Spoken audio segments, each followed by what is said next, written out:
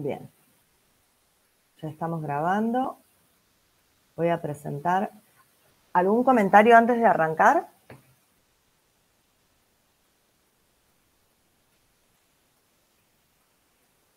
No, profe. Bueno.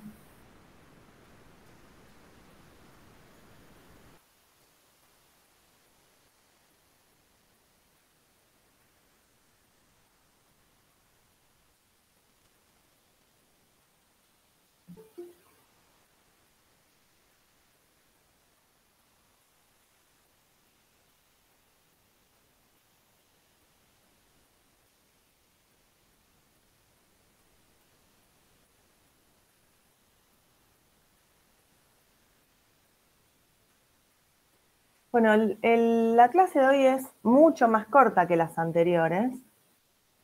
Ahí se están queriendo...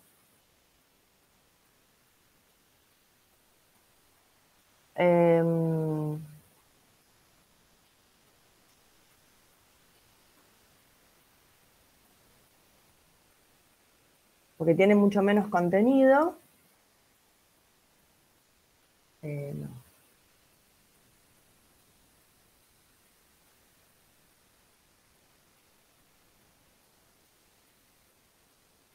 Así que vamos a estar mucho menos tiempo que las otras veces. Pero bueno, no quería dejar de darla para que tuvieran un enfoque lo más integral posible de esta UP. Díganme si pudimos pasar a la diapositiva donde está el enunciado de la UP7. Sí. Bueno, Sí, profe. bárbaro. Bueno, arrancamos entonces, gente. UP7. Antonia, recientemente jubilada, comenta con una amiga las ventajas y desventajas de su nueva situación. Reconocen que por fin disponen de sus tiempos. Pueden dormir hasta más tarde, salir a caminar, disfrutar de la compañía de sus hijos y el crecimiento de sus nietos. Sin embargo, están preocupadas por las dificultades de la vida en la adultez mayor. Cuesta mantenerse con la jubilación, adaptarse a la velocidad de la vida actual, el avance de la tecnología, la inseguridad del país que los transforma en un blanco fácil y sostener una adecuada cobertura en salud. La amiga le recuerda que deben vacunarse y que leyó en PAMI un folleto que enfatiza la importancia de una buena hidratación, nutrición y evitar el sedentarismo para sostener una buena calidad de vida. Bueno, yo como siempre les subrayo así los datos guía para poder empezar el análisis de la UP. Acá en esta parte, la verdad es que la inseguridad del país que los transforma en un blanco fácil. Esta inseguridad puede leerse de distintas maneras.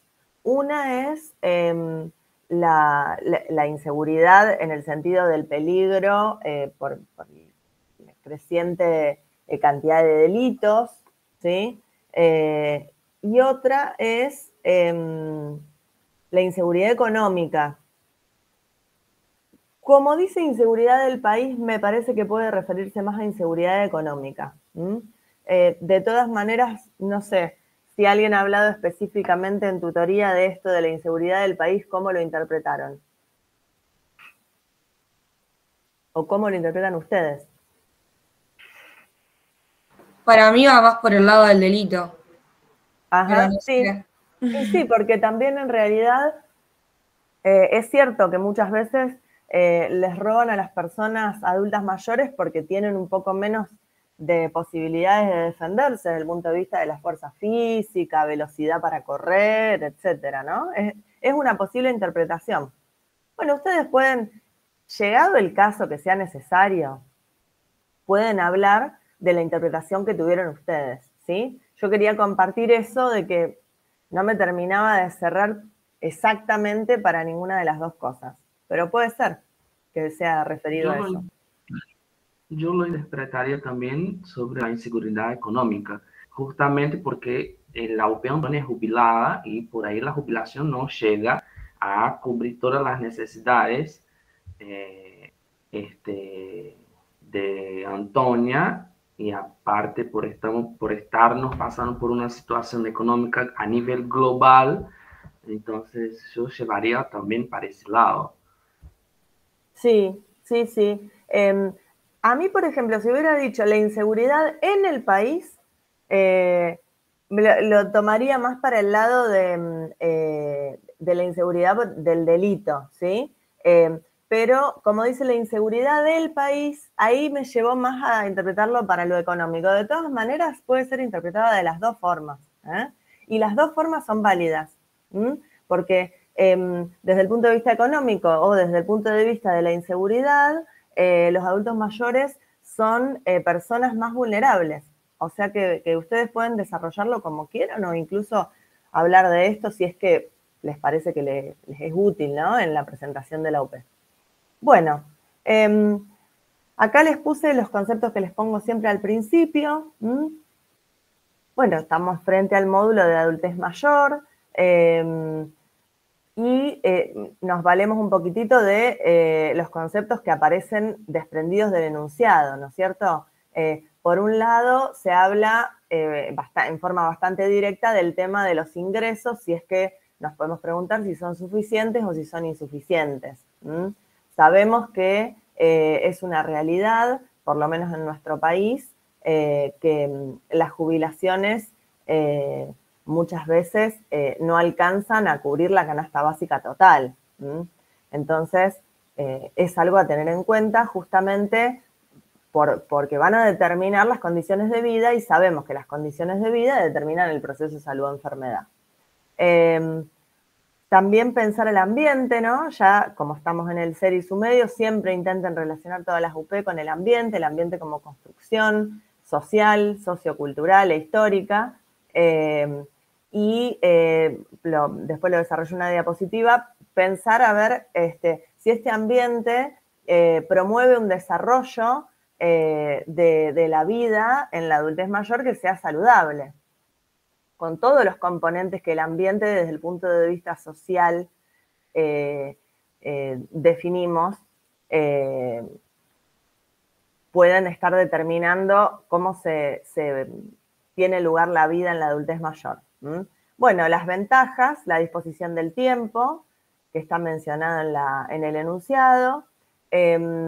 También hace referencia a las relaciones sociales, ¿sí? Los vínculos con la familia, que eso vamos a analizar un poquitito qué es lo que puede pasar o no. Después, bueno, todo esto en realidad no está separado porque hablamos de condiciones de vida, hablamos de ambiente, está en íntima relación con lo que es la promoción de la salud. Dentro de la promoción de la salud ya sabemos que siempre hablamos de proporcionar los medios para mejorar la salud y ejercer un mayor control sobre la misma. Entonces, medios que obviamente van a tener que ver con las condiciones de vida, que no se separa de lo que es el tema de los ingresos. Por el otro lado, una cobertura en salud adecuada es necesario. Menciona el PAMI, para que recordemos el programa de atención médica integral, que contiene a todos los jubilados de las obras sociales, ¿sí? O de la mayoría de las obras sociales. Después, el tema de dentro de la promoción, los hábitos saludables, la promoción de hábitos saludables, que también están mencionados en la UP, habla de hidratación, nutrición y actividad física. Esto obviamente a cualquier edad, pero debido a los cambios que pueden existir en el adulto mayor en el balance hidroelectrolítico, es de particular importancia recomendar la hidratación, sobre todo en las épocas de calor, ¿sí? Que bueno, estamos acostumbrados a escucharlo en los medios de comunicación y ahora vamos a explicar un poquitito por qué. Bueno, la actividad física para promover la salud cardiovascular, la salud integral, y podemos, ya que en esta UP hablamos de metabolismo fosfocálcico, podemos hablar de la salud ósea también. Bien. Para definir un poquitito la adultez mayor, que ustedes ya vienen desde 2 años de estar trabajando en módulos, o sea que el concepto de adultez mayor ya lo manejan. Yo me quedo con uno de los textos que habla de que es una categoría constituida socialmente con una base material vinculada a la edad. Base material sería una base concreta. Como toda etapa del curso vital, tiene distintas características en las diferentes culturas. Tanto la niñez, adolescencia, adultez y la adultez mayor, que podría ser una de las divisiones de las personas o de la población en grupos de edad, tienen distintas características dependiendo de la sociedad de la que se trate, justamente porque son categorías construidas socialmente y no exclusivamente desde connotaciones biológicas, ¿sí? Bueno, la identificación con el retiro o jubilación se desprende de lo que es la sociedad industrial, ¿sí? O sea, acá vemos donde hay cuestiones económico-sociales que van a hacer que una de las características de la adultez mayor sea asociarse al retiro y a la jubilación. Como toda etapa también tiene sus aspectos positivos y negativos. Los positivos, un poco lo que veníamos hablando con el enunciado, la disposición del tiempo, tener menos obligaciones, pero también tiene muchos aspectos negativos que tienen que ver con que tienen que reconfigurar sus vínculos familiares y sociales, seguramente, y que además la adultez mayor está asociada a pérdidas de todo tipo, pérdidas en el sentido de cuestiones que se tienen que duelar o hacer el duelo, como nuevas, o sea, perder determinadas características físicas que se asocian a la potencia, ¿sí? De fuerza, velocidad, etcétera, hasta desde el punto de vista estético. Pérdidas, bueno, las típicas que se describen, pérdidas de seres queridos.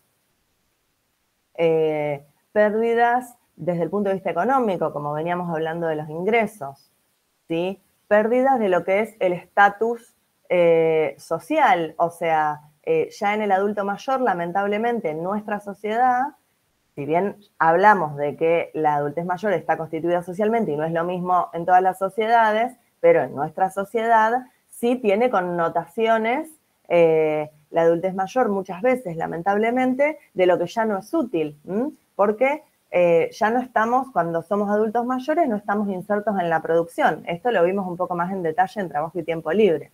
Por lo tanto, bueno, podemos mencionar pérdidas de todo tipo en la adultez mayor, con los consiguientes procesos subjetivos de duelo que tienen que tener lugar.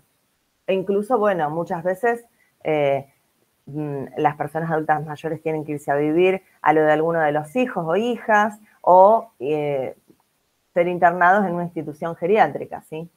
Entonces, bueno, implica eso también muchas pérdidas. Bueno, y lo que es el rol posible dentro de las familias actuales del adulto o adulta mayor, uno de los textos habla de que puede desempeñar un rol de transmisión de conocimientos y valores, ser un elemento de integración familiar y además establecer una relación de ayuda mutua con sus hijos e hijas, ¿sí? Eso sería un poco la descripción de un rol satisfactorio para la persona y para la familia en el contexto de cómo están configuradas las familias actualmente. Bueno, y preguntándonos acerca del ambiente, que empezábamos allá en la diapositiva de las fotos, si es adecuado para una vida saludable en la adultez mayor. Bueno, en los contenidos nos habla, después no se desarrolla tanto en los textos que están establecidos en la bibliografía obligatoria, pero nos habla de barreras económicas, sociales, políticas, culturales y hasta arquitectónicas. Entonces, un poco yo relaciono estos conceptos con unos posibles ítems a nombrar y que vienen a explicar, de alguna manera, estas barreras que se nos pueden ocurrir pensar para una vida saludable en la adultez mayor. Barreras económicas, bueno, el poder adquisitivo, la posibilidad de adquirir bienes y servicios necesarios para tener unas condiciones de vida adecuadas, ¿sí? Respecto de las barreras sociales, se me ocurre pensar en la declinación del nivel de participación. por supuesto que en términos ideales esto se puede combatir con determinadas políticas, pero también la realidad que tenemos que describir es la que tenemos, ¿sí? La participación social del adulto mayor va siempre en menos. Los vínculos también van declinando sus vínculos sociales en muchos casos, ¿sí? No así sus vínculos familiares en algunos casos, pero sí incluso en otros los vínculos familiares también van declinando. A su vez, el tema de que a veces los adultos mayores tienen una condición de dependencia, ¿sí? Para desarrollarse en su vida cotidiana, o a lo mejor no tanto en su vida diaria, pero empiezan a tener una dependencia hacia sus hijos, hijas o las personas que los cuidan u otros familiares, que también afectan a lo que son sus vínculos sociales. Por otro lado, también, y esto ustedes lo vieron en sexualidad, el tema del viejismo. El viejismo, que es el prejuicio por edad, que es la discriminación de las personas adultas mayores solo por el hecho de ser adultos mayores, porque tienen una connotación negativa, una connotación de menor valor respecto de otros grupos de edad, que, bueno, en realidad nos referimos a la adultez, no así a la niñez, ¿sí? Sabemos que nuestra sociedad, y esto no lo puse en la diapositiva, pero lo pueden mencionar, es adultocéntrica. Y en este sentido, la adultez mayor es uno de los grupos etarios que aparece como con una distribución asimétrica del poder respecto de la adultez. Lo mismo que en la infancia y la adolescencia, ¿sí? Bien, ¿qué más? Bueno, la discriminación que se asocia al viejismo, la marginación, el tema, podemos hablar de la internación en instituciones geriátricas o asilos, que muchas veces, lamentablemente, los adultos mayores quedan aislados de la sociedad. A veces no es por falta de interés de la familia, sino que a veces se presenta como la única posibilidad. Bien, acá un poco asociando con la parte de demografía, podemos decir que la población mundial, hay un texto de Rondelli que habla de políticas de salud en la ancianidad. Creo que ese es el título. Se utiliza, ustedes saben, más adultez mayor. Bueno, la población mundial está cada vez más envejecida y esto se explica por la disminución de la mortalidad infantil, el aumento de la expectativa de vida o la esperanza de vida al nacer y la disminución en algunos países de la tasa de natalidad, ¿sí?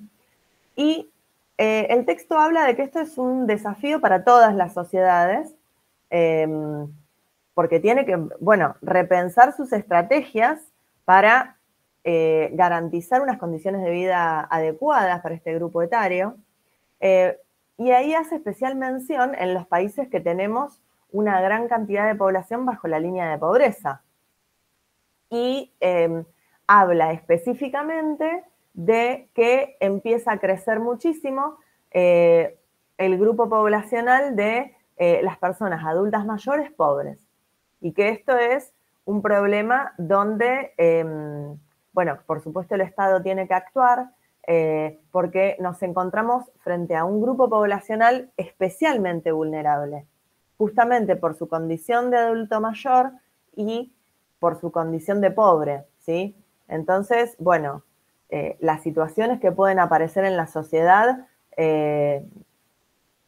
pueden ser terribles desde el punto de vista de la garantía de derechos, ¿sí? De derechos de todo tipo, de derechos humanos. Bueno, básicamente habla de la necesidad de establecer políticas. El texto es viejo, es del año 2003. Hay algunas cuestiones que son muy de ese momento, hace toda una descripción de la etapa del neoliberalismo. Lo importante, creo, es que se resalta, bueno, el tema este de que la población mundial está cada vez más envejecida, que los países tienen que implementar estrategias para garantizar derechos a este grupo de edad, que por supuesto siempre hablamos de que derechos humanos y salud van de la mano, y especifica un poco el tema de la problemática del financiamiento de la atención médica, porque es un grupo de edad especialmente consumidor de atención médica y de medicamentos, y también habla de los problemas en el sistema previsional cuando cae la relación a trabajador activo y trabajador pasivo, aumentando, digamos, justamente ese cociente, plantea las dificultades del sistema previsional, que lo podemos unir al tema de los ingresos de los jubilados y las jubiladas. Bueno, también esta UP nos plantea el contenido del metabolismo del calcio, fósforo y magnesio, ¿sí? Mucho más importancia por lejos el calcio en los contenidos de todas las bibliografías. Bueno, y para hablar un poco de calcio, hablamos que la mayoría, acá esto lo saqué del librito ese que les pasé, que está cargado en el Drive, que es el Silverton.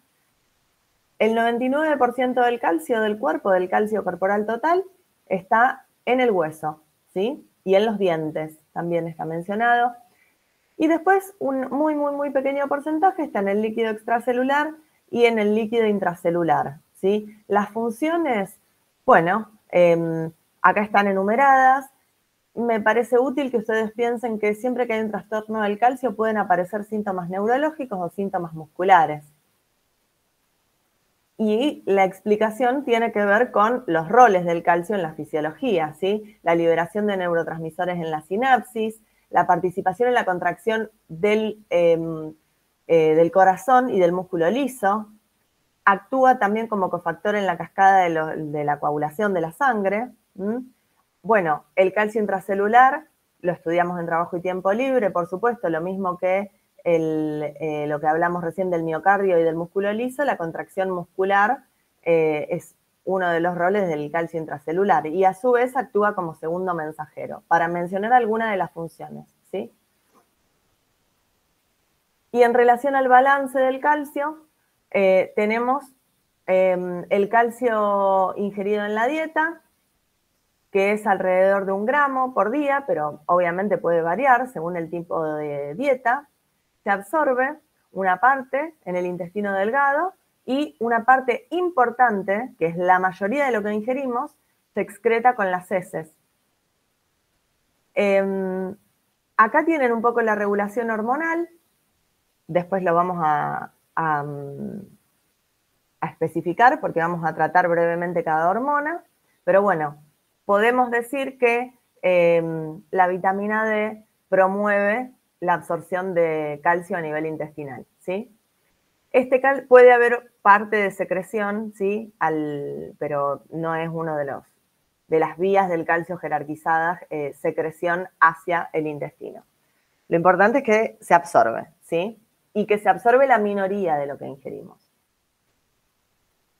Bien, lo que se absorbe pasa al LEC y de ahí, del LEC, puede intercambiarse con el hueso, puede intercambiarse con las células y a su vez se excreta por orina para mantener un balance de calcio adecuado, ¿sí? Por supuesto que también las células y el hueso van a tener su rol en lo que es mantener constante la concentración de calcio plasmático. Bien, seguimos y vamos a ver cada hormona por separado. Primero, hablar que el calcio plasmático total, la concentración de calcio en el plasma es de 8,5 a 10,5 miligramos por ciento y lo podemos dividir en difusible y no difusible. El difusible, a su vez, podemos dividirlo en ionizado, que es la mitad de este total, y una parte que está en complejo con aniones como el citrato y el fosfato. Esto difusible significa que puede difundir a través de los capilares. No difusible, ¿por qué? Porque está unido a proteínas, es el otro calcio. Tener presente que el pH influye en la unión a proteínas, o sea, modificaciones en el pH pueden inducir modificaciones en la cantidad de calcio que está unido a las proteínas y aumentar o disminuir la cantidad de calcio iónico, que es el que cuando se modifica nos da los síntomas. Bien, ¿cómo es el manejo tubular del calcio? Bueno, se filtra el difusible, obviamente, no se secreta en el túbulo y se reabsorbe casi todo. En los sectores proximales es importante la vía paracelular, la difusión por vía paracelular. Yo esto lo sinteticé un poco. En las clases de fisiología vi que se los dieron un poquitito más completo, ¿sí? Pero bueno, me parece que está bien pensarlo de esta manera, como resumen, al menos para una clase integradora.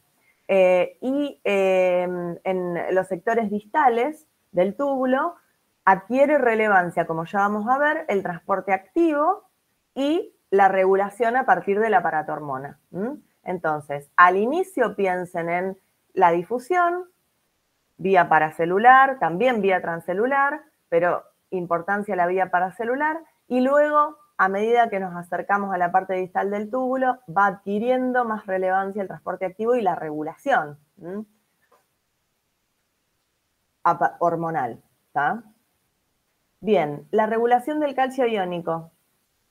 Esto algo dijimos, ¿sí? Por un lado, el hueso actúa como un mecanismo de amortiguación cuando las concentraciones de calcio iónico en el plasma se modifican. Y por el otro lado existe la regulación hormonal. Es importante mantener una concentración de calcio iónico constante en el plasma justamente para que no aparezcan los síntomas neurológicos y musculares que mencioné. Que no los tienen que conocer, ¿sí? Por lo menos, si bien ustedes saben que los libros de fisiología muchas veces nos hablan de condiciones patológicas a los fines de la comprensión de la fisiología, pero no son contenidos exigibles en líneas generales. Sí, ejemplo en la UP6, los trastornos del equilibrio ácido-base, porque forman parte de los contenidos que se explicitan. Pero cuando no, ustedes saben que no es contenido exigible. Lo usan si les sirve. Bien, bueno, entonces hablamos de la regulación del calcio iónico por el hueso y por las hormonas. ¿Qué pasa con el hueso? Hay una parte del calcio del hueso que es fácilmente intercambiable, o sea que son sales que se movilizan fácilmente. Entonces, cuando hay un aumento del calcio iónico, hay más depósito de sales, y cuando disminuye el calcio iónico, esas sales se pueden movilizar hacia el plasma para actuar como una especie de buffer en las modificaciones de la concentración plasmática de calcio iónico, ¿sí? Las células también, en segundo nivel de importancia, las otras células pueden actuar de la misma manera, pero fundamentalmente pueden hablar del calcio óseo intercambiable.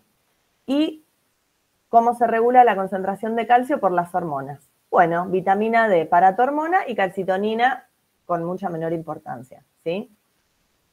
La vitamina D, a partir de compuestos de la dieta y de compuestos endógenos, ¿sí? Y en la piel, vía la exposición a la radiación ultravioleta, se forma el colecalciferol o vitamina D3, que en hígado sufre su primera hidroxilación, formando el 25-hidroxi-colecalciferol.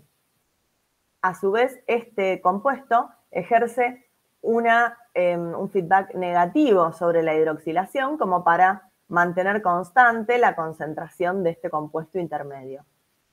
En el riñón, y por acción de la paratormona, en el túbulo contorneado proximal y a través de la enzima alfa-1 hidroxilasa, se produce una segunda hidroxilación formando el 1,25-dihidroxi-colecalciferol o 1,25-dihidroxivitamina D3. Acá tienen, o calcitriol, ¿sí? Acá tienen los sinónimos, vitamina D3 o calcitriol o 1,25-dihidroxi-colecalciferol. Entiendo que estos contenidos ustedes ya los vieron en primer año, ¿no es cierto? Sí, sí. Bueno, es entonces un repaso para ustedes. Bueno, la vitamina D, como calcitriol, actúa sobre el epitelio intestinal para aumentar la absorción intestinal de calcio. Y así aumenta la calcemia, que ejerce un efecto de feedback negativo sobre la paratormona. Acá están mencionados 3 mecanismos que sería el mecanismo de acción sobre el epitelio intestinal para aumentar la absorción intestinal de calcio, y uno es la proteína fijadora de calcio, que acá en este segundo cuadrito que les puse, se llama calvindina. Y es tanto en el túbulo como en el epitelio intestinal, lo que hace es fijar calcio y así mantener baja la concentración intracelular de calcio. Entonces puede tener lugar un gradiente que favorezca la absorción, tanto a nivel intestinal como también a nivel del epitelio tubular, ¿sí? Ahora vamos a ver un poco más en detalle cómo actúa sobre una célula del túbulo junto con la paratormona. Bien, bueno, acá algunos detalles de la hormona para que conozcan. Tiene un receptor nuclear, bueno, aumenta el calcio, aumenta el fosfato también, porque disminuye su excreción renal y también aumenta su absorción intestinal. Y bueno, esto en síntesis para decir de vitamina D. La paratormona, bien, secretada por las glándulas paratiroides, que acá están en el dibujito del Guyton. La disminución del calcio iónico actúa sobre las glándulas para estimular la secreción de paratormona. ¿Cuáles son los tejidos diana de la paratormona? El hueso, el riñón y el intestino. O sea, es una hormona que tiende a normalizar aumentando la concentración de calcio, ¿sí? En el hueso tiene un efecto de aumentar la resorción ósea. Por lo tanto, aumenta la calcemia. En el riñón aumenta la reabsorción a nivel de los túbulos y por lo tanto disminuye la excreción renal. Con el fosfato, ¿qué hace? Al revés. Entonces aumenta la excreción renal de fosfato, por eso disminuye el fosfato en sangre. ¿Qué hace también el riñón, que ya lo describimos? Estimular la producción de vitamina D, que a su vez estimula la absorción intestinal de calcio y de fosfato, como ya lo dijimos. Entonces, estas 3 acciones son las que tienden a aumentar la concentración de calcio en el plasma. Y acá, una célula del túbulo distal, donde se establecen una serie de acciones que estimulan la paratormona y la vitamina D3, que en síntesis sirven para aumentar la reabsorción de calcio, disminuir su excreción renal y a su vez elevar la calcemia. Entonces, estímulo en los canales de calcio, estímulo en la producción de calvindina, bueno, y después los mecanismos, por las dudas, acá aparecen de reabsorción de calcio hacia el intersticio, desde el intracelular a través de la membrana vasolateral, una ATPasa de calcio, o sea, una bomba de calcio, y el intercambio calcio-sodio, para mencionar, ¿sí?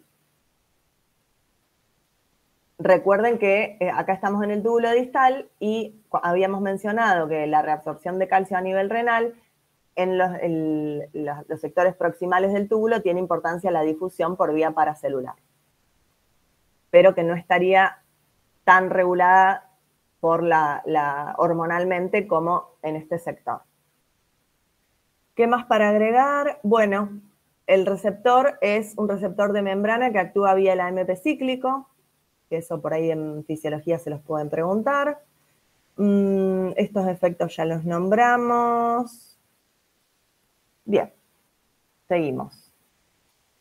Después léanlo cuando les paso el PowerPoint, los puntos del cuadrito de la bibliografía que ustedes estén estudiando. Bueno, y la calcitonina ya dijimos que tiene menor importancia en la regulación, produce una disminución del calcio y una disminución del fosfato. Cuando se libera, bueno, está liberada por la glándula tiroides a partir de las células parafoliculares, ¿sí? ¿Cuándo se libera? Cuando aumenta el calcio plasmático, al revés que la paratormona. En general tiene las acciones opuestas, ¿sí? Para que lo podamos pensar de forma más fácil. ¿Y qué es lo que hace? Previene la resorción ósea, o sea, disminuye la resorción ósea y aumenta la excreción renal. Los efectos opuestos que tiene la paratormona en estos dos tejidos. Algo muy breve de fósforo y de magnesio. El fósforo está 85% en el hueso, un 14%, estos son números que redondeé yo, son del Guyton, 14% en el LIC, 1% en el LEC. El fosfato inorgánico no es nada más ni nada menos que el par buffer que estudiamos en la UP6, fosfato diácido y fosfato monoácido, que dependiendo del pH plasmático tendremos cuánto hay de cada uno de los dos. La concentración de fosfato inorgánico en el plasma es de 4 miligramos por ciento aproximadamente. Se absorbe bien en el intestino delgado y ya dijimos que la vitamina D estimula su absorción y la excreción de fósforo en el riñón se establece por rebosamiento. De esta manera es que se regula la concentración plasmática. Porque se va a absorber, ¿no es cierto? Obviamente, si disminuye el nivel de vitamina D, se va a absorber menos. Pero, de todas maneras, la regulación más importante sería a nivel renal y a mencionar que se reabsorbe en el túbulo contorneado proximal con un mecanismo que exhibe las mismas características que hablábamos de la glucosa, ¿se acuerdan? Que tenía el transporte máximo, que depende de la carga filtrada. En un momento se superaba un umbral de reabsorción y empezaba a aparecer en orina y configuraba un cuadro que denominábamos glucosuria. Bueno, de la misma manera se comporta la reabsorción de fosfato con un transporte máximo. Y la paratormona lo que haría es disminuir ese transporte máximo. O sea que con una carga filtrada determinada y acción de la paratormona se saturaría antes el sistema de transporte y empezaría a aumentar la excreción urinaria. El magnesio está 50% unido al hueso, 49% en el LIC, 1% en el LEC. La concentración plasmática es de 1,8 miliequivalentes litro con una cantidad de miliequivalentes litro ionizadas de 0,8 y el resto está unido a proteínas. Se absorbe el 50% de lo ingerido y se excreta por riñón también, como los otros iones, modificando la tasa de reabsorción. Bueno, el riñón en el adulto mayor. Tienen un capítulo en el Aranalde, que está bastante extenso, donde habla los cambios morfológicos y funcionales a nivel renal, las alteraciones del balance hidroelectrolítico y ¿qué más era? A nivel de la corteza adrenal, ¿cuáles eran los cambios? Yo seleccioné para mencionar hoy, solo mencionar, porque por supuesto que ustedes no tienen que saber estos cambios en detalle, ¿sí? Fíjense que habla, bueno, estos cambios macroscópicos los pueden retener. Una disminución del tamaño y peso de los riñones y una atrofia cortical relativa. Pasa que ustedes no tienen el concepto de lo que es una atrofia, ni de una hipertrofia. Por lo tanto, se hace un poco difícil que ustedes puedan describir sin repetir de memoria. ¿Está? Piensen que se reduce el número de túbulos, eso es algo que lo pueden pensar con facilidad.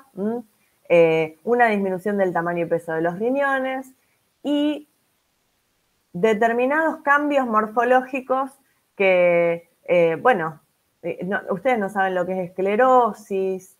Es difícil pensar en que puedan justamente repetir algunos cambios sin que sean de memoria, ¿tá? Entonces, yo lo que diría es que por ahí los cambios funcionales es lo que tienen que darle más relevancia a la hora de estudiar y podemos mencionar la disminución del flujo sanguíneo renal. Muy importante hablar, lo central en realidad, del envejecimiento renal es hablar de la disminución de la tasa de filtración glomerular, que habíamos dicho que sus valores normales eran de, más o menos dependiendo de la bibliografía, de 90 a 120 mililitros por minuto. Habla también la bibliografía de un incremento en la fracción de filtración. Importante la disminución de la capacidad de concentración y dilución urinaria, que va a estar en relación con un aumento de la antidiurética y una disminución de la sensibilidad renal a los efectos de la antidiurética. Hay más antidiurética, pero ejerce sus efectos en el riñón en forma deficiente, ¿sí? Y a su vez se produce una disminución del mecanismo de la sed. Por lo tanto, los adultos mayores son tendientes a tener disturbios en lo que es la osmolaridad del plasma, más que otros grupos de edad, ¿sí? Esto sí menciónenlo, porque además lo pueden relacionar con una acción necesaria de promoción de hábitos saludables, que es promover una adecuada hidratación en el adulto mayor. Habitualmente hay recomendaciones respecto del consumo de líquidos en lo que son las guías alimentarias. Algunas hablan de hidratarse sin tener sed. Esto no se repite en otras guías, ¿sí? Sino es que más bien se habla del tipo de líquido que uno tiene que ingerir. No hablo de los adultos mayores en este caso, sino que hablo en general. Las guías hablan, algunas, del tipo de líquido, que sean líquidos saludables, evitar las bebidas azucaradas y tenerlos a disposición y basarse sí en la sed y en entender que una hidratación es una buena hidratación, es un hábito saludable, digamos, en general. Pero en este grupo de edad sí es importante hacer énfasis, aunque en la bibliografía no está establecido la cantidad de agua que tiene que tomar un adulto mayor, quizás podemos implementar lo que nos sugieren las guías de 8 vasos de agua y otras, la guía europea habla de 6 vasos de agua o de líquido, ¿sí? Pero hacer hincapié en el adulto mayor, sobre todo en situaciones, bueno, cuando está solo, ahí más, cuando estamos frente a altas temperaturas, cuando está ejerciendo algún tipo de actividad física, es importante la promoción de la hidratación porque son muy susceptibles a los trastornos de la osmolaridad. Bien, bueno, déficit en la síntesis de renina, disminución de la actividad de la alfa-1 hidroxilasa con consecuente disminución de la absorción del calcio. Por lo tanto, podemos relacionarlo con promover una alimentación variada y una ingesta de calcio adecuada.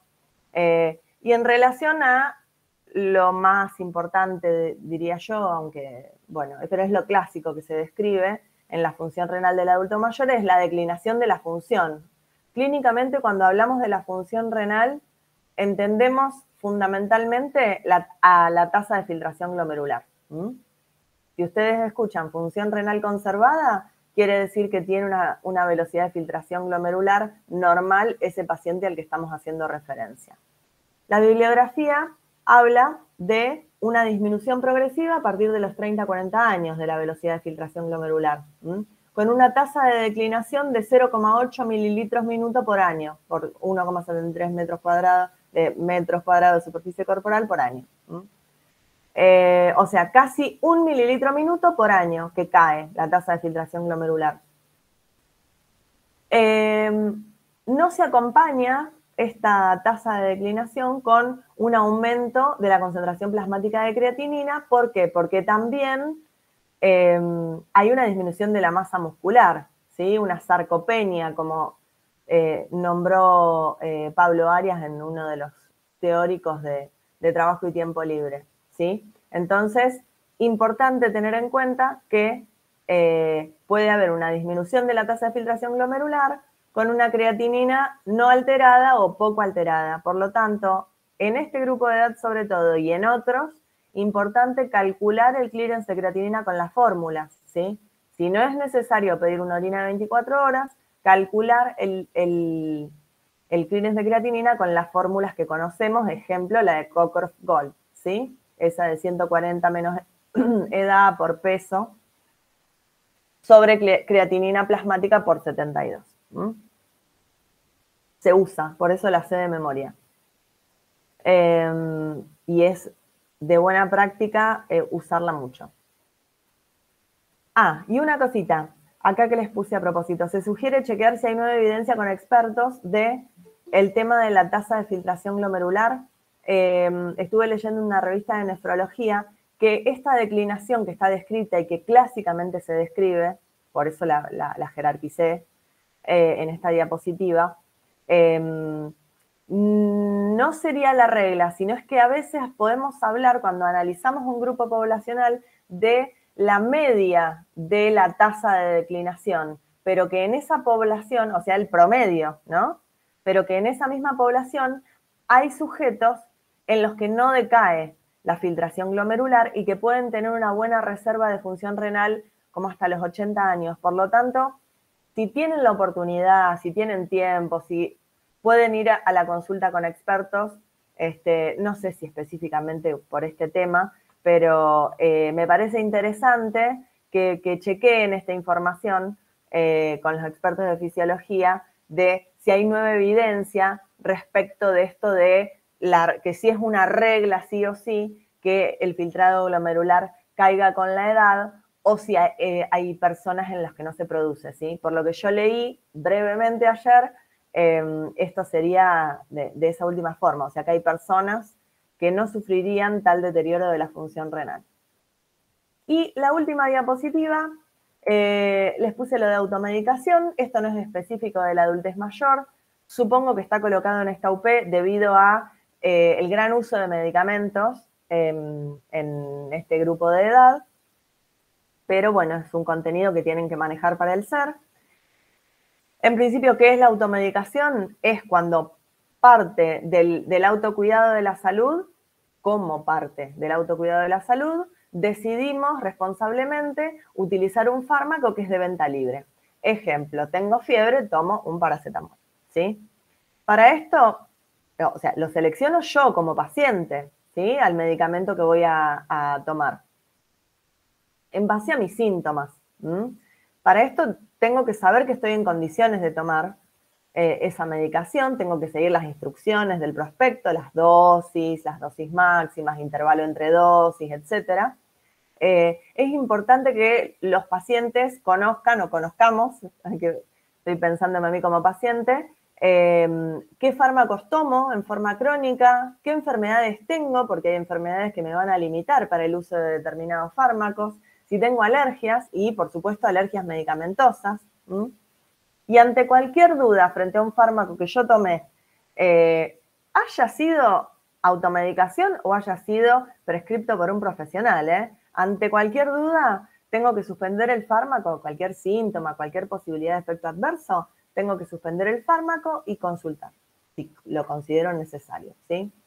¿Qué diferencia tiene la automedicación con la autoprescripción? Bueno, la autoprescripción es cuando utilizo como paciente medicamentos que requieren receta médica, sin la receta. Y si no tengo la receta, implica que no me los dio un médico, ¿sí? Entonces, eso se considera uso no responsable de medicamentos, la autoprescripción. En cambio, la automedicación, por definición, es una conducta que, bueno, sirve para el tratamiento de las enfermedades en caso de que, y esto no lo puse en la diapositiva, son enfermedades o síntomas frecuentes, como algunos dolores, fiebre, que son fácilmente identificables por la población. A su vez, los fármacos tienen que tener un margen de seguridad importante, ¿sí? No tiene que haber, digamos, una distancia pequeña entre lo que es la dosis útil y una dosis que puede ser tóxica. Bueno, yo decidí que esa parte era como muy, muy farmacológica para ustedes y no la puse. Cuando un fármaco puede ser de venta libre para que las personas puedan automedicarse en forma segura. Eso no lo puse, ¿sí? ¿Cuál es el rol del farmacéutico? Debe aconsejar, educar, asesorar, no prescribir, ¿sí? La elección es por parte del paciente. Y el farmacéutico además tiene que informar respecto de las interacciones. ¿Qué son las interacciones? Cuando un fármaco interactúa con otro que la persona está tomando o tomó o va a tomar. Las contraindicaciones es cuando no puedo tomar un fármaco por algo. Las dosis, o sea, qué cantidad de miligramos tomo y cada cuánto, por qué vía de administración, en general todos vía oral van a ser. Los efectos adversos, que serían los famosos efectos indeseables. También el farmacéutico tiene que estar atento y en caso de considerar que es necesaria una consulta médica, también darle su opinión al paciente en este sentido. ¿Qué tiene que hacer el fabricante? Cumplir con los requisitos de envase y rotulado y tiene que controlar que la publicidad se ajuste a un criterio científico y que también no promueva el uso inapropiado, ¿sí? Porque, bueno, obviamente que los laboratorios tienen interés de vender, esto no puede ir a contramano de los intereses de la población. ¿Y qué tiene que hacer la autoridad sanitaria? Tiene que controlar los medicamentos que se distribuyen en el mercado. En Argentina, el ente regulador es la ANMAT, ¿sí? Que es la Administración Nacional de Medicamentos, Alimentos y Tecnología Médica, ¿sí? Sí, es administración la. Bueno, tiene que, como dijimos, controlar los medicamentos que se distribuyen en el mercado, tiene que establecer un registro donde están todos los medicamentos que están en el mercado y que existe, ustedes se pueden meter en la página y está. Tiene que fiscalizar los fármacos en caso de denuncias o por iniciativa propia, tiene que controlar que los rotulados sean los que corresponde, también tiene un rol de control de la publicidad y un rol muy importante que es retirar del mercado los medicamentos que por algún motivo es necesario retirar, ¿sí? Lo vamos a especificar, pero el retiro del mercado es responsabilidad del ANMAT. Así que, bueno, de mi parte, estos son los contenidos a desarrollar. Si quieren pueden ampliar un poquitito en la parte de envejecimiento, cómo se modifica el metabolismo fosfocálcico. A mí la verdad que me pareció ya mucho para una clase de integración, incluso, bueno, es todo un libro de fisiología renal, ¿no? Por ahí los contenidos están desarrollados en profundidad y yo considero que tenemos que basarnos en lo que son las clases y en lo que son los libros de fisiología un poco más accesibles, ¿no? Y mantener estos libros especializados para lo que es la consulta. Así que, bueno, dejo de compartir. ¿Quieren hacer alguna pregunta, algún comentario?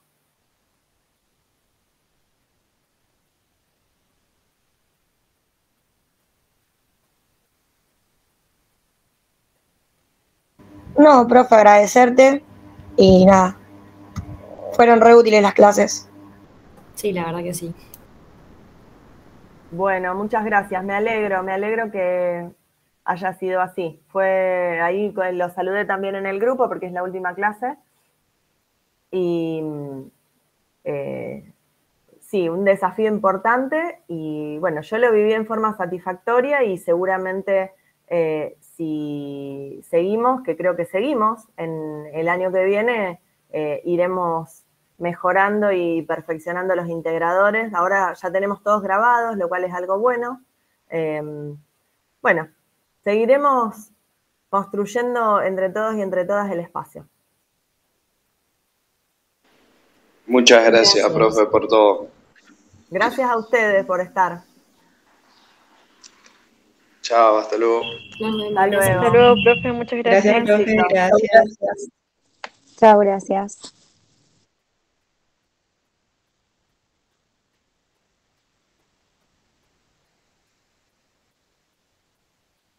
Chao, profe, gracias. Chau, chau.